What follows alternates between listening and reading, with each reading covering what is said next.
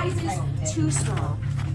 But whatever the reason, his heart or his shoes, he stood there on Christmas Eve, hating goals, staring down from his cave with a sour, Grinchy frown at the warm lighted windows below in their town. Then he growled with his Grinch fingers, nervously drumming, I must find a way to stop Christmas from coming. For tomorrow, he knew, all the Who girls and boys would wake bright and early. They'd rush for their toys. And then, oh, the noise, noise. That one thing he hated, the noise. How much noise? Then the Who's, young and old, would sit down to a feast, and they'd feast, and they'd feast, and they'd feast.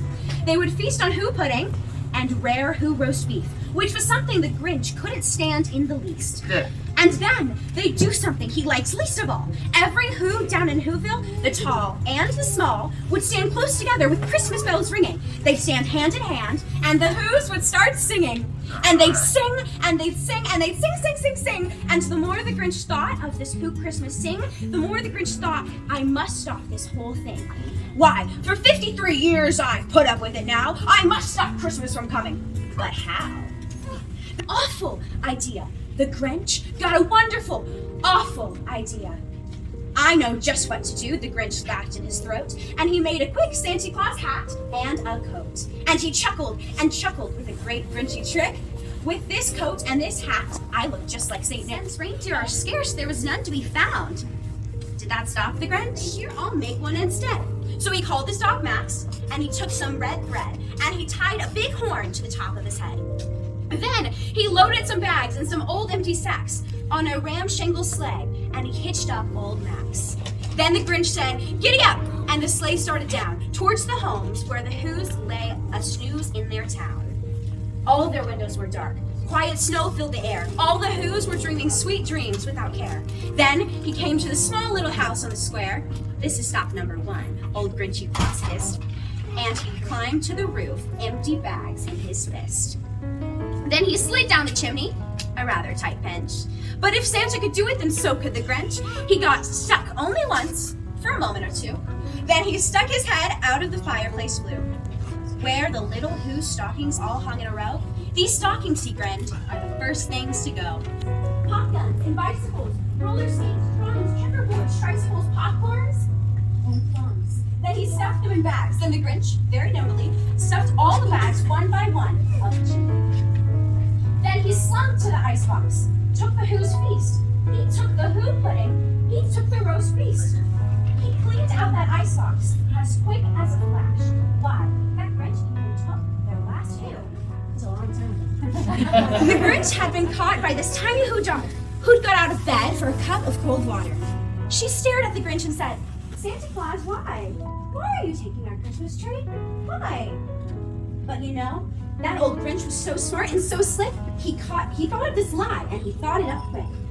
Why, my little tot, the fake Santa Claus lied. There's a light on this tree that won't light on one side. So I'm taking it home to my workshop, my dear. I'll fix it up there, and I'll bring it back here. Still under warranty. And he lived for nothing but hooks and some wire.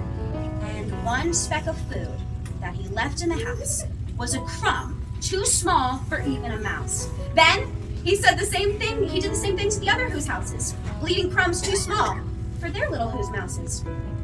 It was 1:15 dawn. All the Who's still abed, all the Who's still a snooze.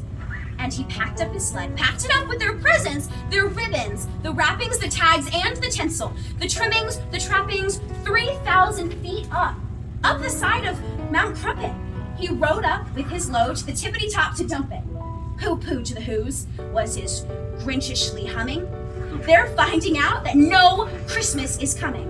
They're just waking up. I know just what they'll do. Their mouths will hang open a minute or two. Then the Who's down and Whoville will all cry, boo-hoo. That's a noise, grinned the Grinch, that I simply must hear. So he paused, and the Grinch put his hand to his ear, and he did hear a sound rising over the snow. It started low, then it started to grow, but the sound wasn't sad. Why, this sounded merry, but it couldn't be so. But it was merry, very. He stared down at Whoville. The Grinch popped his eyes, then he shook.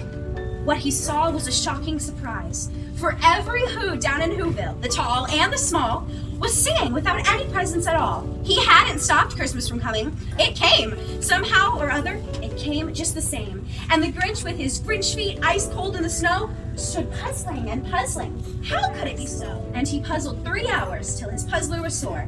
Then the Grinch thought of something he hadn't thought of before.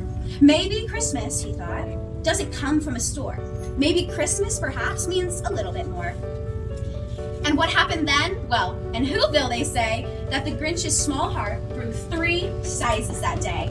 And the minute his heart didn't feel quite so tight, he whizzed with his load through the bright morning light. And he bought back the toys and the food for the feast, and he himself, the Grinch, carved the roast feast.